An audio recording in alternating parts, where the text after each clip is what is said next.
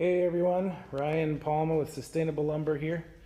Packaging up in order for Denver, Colorado today. This is our Beetle killed pine prefabricated wall panels.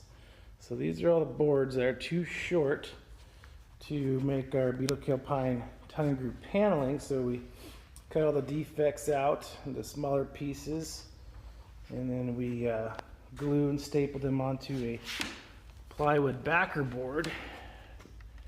So what that does is make a 4 square foot easy to install prefabricated panel. Every panel is 1 foot tall, 4 feet wide, so they go up extremely fast.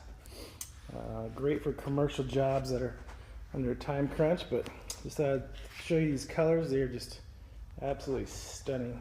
One of our more beautiful products, I think. Check us out online for more info.